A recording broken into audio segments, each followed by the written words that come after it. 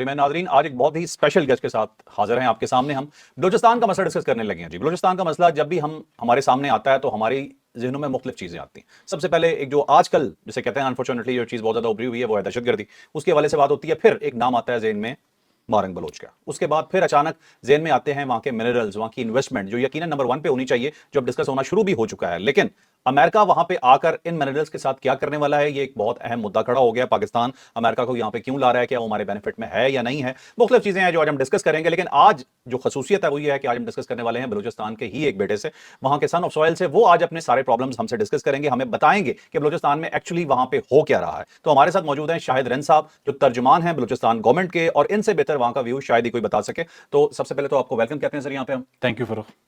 अच्छा, straight question पे आते हैं। आपकी मशरूफियत है, आपने जाना है, तो इसलिए मेरे ख्याल थोड़ा सा जल्दी हम कर लेते हैं, ठीक है। रन साहब से पर्सनल दोस्ती भी है, थोड़ी फ्रैंकनेस भी है, इसलिए इंटरव्यू थोड़ा हमारे इनफॉर्मल रहेगा। अच्छा, बलूचिस्तान का सबसे पहले तो ये बताइएगा कि मसला क्या है एक्चुअल में, बलूचिस्तान में हो क्या रहा है।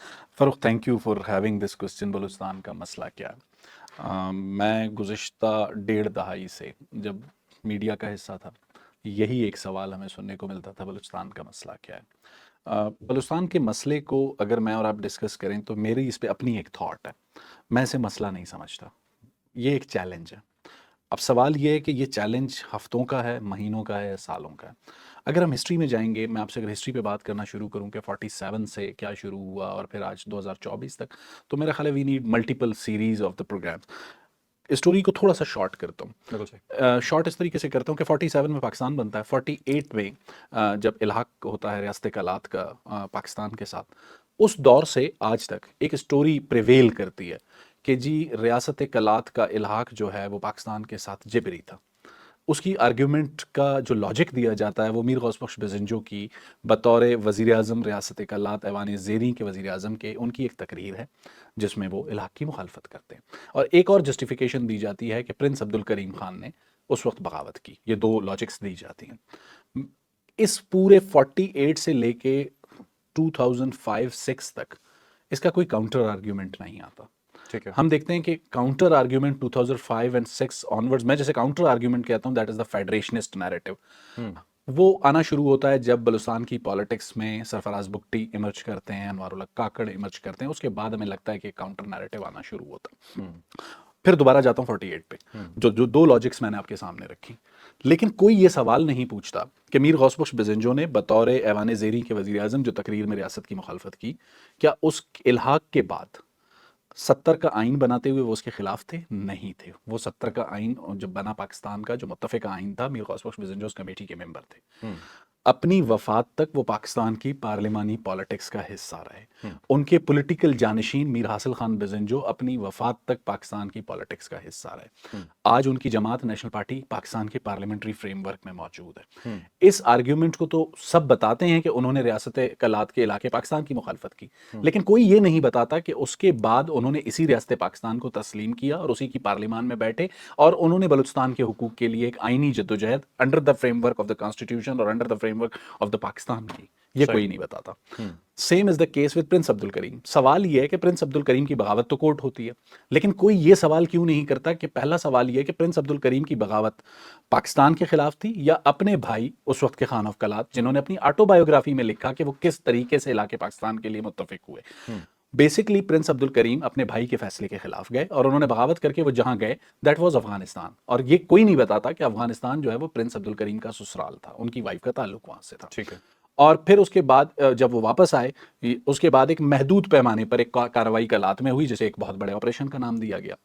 ये नैरेटिव्स का खेल 47-48 से शुरू होता है। मेरी ओपिनियन में इन नैरेटिव्स में हमेशा एक नेशनलिस्ट स्कूल ऑफ थॉट का जो नैरेटिव है उसने प्रिवेल किया, लेकिन जो फेडरेशन का काउंटर नैरेटिव था वो कभी भी स्ट्रेंथन इसलिए नहीं हो सका कि नेशनलिस्ट जो पॉलिटिकल थॉट्स थी उनके सामने बज़ाहिर जो फेडरेशनिस्ट थे वो जमालीज थे, खोसाज थे, रिंद रहे और भी लोग रहे जिन्होंने फेडरेशन की पॉलिटिक्स की, लेकिन उन्होंने कभी नेशनलिस्ट स्कूल ऑफ थॉट को चैलेंज नहीं किया। 2005-6 ऑनवर्ड्स हमें नजर आता है कि सरफराज बुगटी की सूरत में, अनवारुल्लाह काकड़ की सूरत में उस नेशनलिस्ट स्कूल ऑफ थॉट को भी चैलेंज किया गया और उस चीज़ों को भी चैलेंज किया गया जो कि सेपरेटिस्ट चीज़ों को लीड करते हैं। मैंने आपसे पहले कहा कि बलूचिस्तान मसला नहीं, मेरी नज़र में चैलेंज है। देखें, बलूचिस्तान चैलेंज इसलिए है कि आप खुद ये देखें कि 7th NFC अवार्ड से पहले بلوچستان کے پاس کیا اتنی رقم تھی کہ وہ نصف پاکستان کو ڈیولپ کر سکے؟ 7th NFC ایوارڈ کے بعد بلوچستان کو ایک ہیوج فنڈنگ ملی.